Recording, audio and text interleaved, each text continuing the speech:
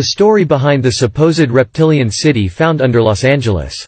When Warren Shewfelt was inspecting near downtown Los Angeles, for oil, gold and other minerals with a device of his invention, he accidentally stumbled upon a so-called underground reptilian city. What is true in the news about an underground reptilian city in Los Angeles? Well, in 1933, the engineer Warren Shewfelt used a device invented by himself to take soil readings.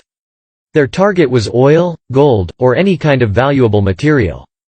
However, from one moment to the next, the instrument began to show a series of voids under the ground. He quickly realized that it was a network of underground tunnels, so he wasted no time and drew a map of his find. Everything seemed to indicate that it had been built with a work plan, with rooms at every certain distance and warehouses that led to other tunnels. An underground city in Los Angeles? Shewfelt deduced that some of the tunnels were up to 30 kilometers underground. At first he thought they were ventilation pipes.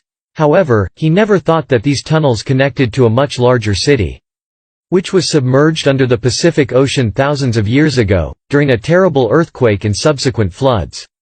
According to later investigations, the complex discovered by Shewfelt was used as emergencies, with a capacity to house up to 5,000 individuals. The so-called reptilian city stored supplies of non-perishable plants used for food, and in sufficient quantities to feed the survivors. Or at least until it was time to return to the surface.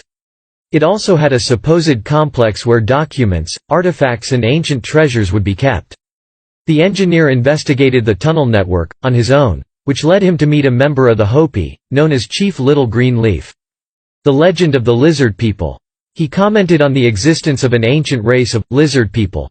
The story went that about 5,000 years ago, a meteor shower fell on the west coast.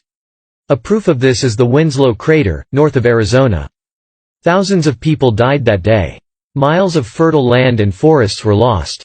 An unprecedented catastrophe. The few survivors gathered on the west coast to come up with a plan and build safe areas.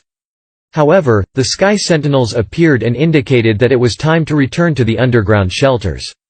Thus, the lizard people closed the access tunnels, saving themselves from another meteor shower that swept the west coast this time. But despite having survived the catastrophe, the toxic gas leaked into the bunkers, causing them to perish. Both men were convinced that this legend was real. If the information captured by Shewfelt's device is added to that, all was said. On February 21, 1933, they got permission from the County Board of Supervisors for the excavation to begin.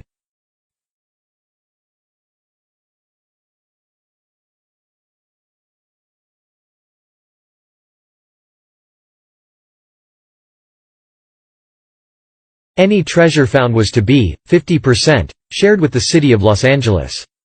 Shewfelt was convinced that the labyrinth was about 300 meters deep. So he could find the rooms of 2.5 square kilometers, where the most valuable treasures were hidden. The legend about this reptilian city tells how the rooms sheltered historical tables of gold. In them were important engravings on the origins of humanity. These boards were 1 meter long and 35 centimeters wide. Shewfelt mapped out the ideal place to dig as his device had located the empty areas of the tunnels and dark areas where the gold was found.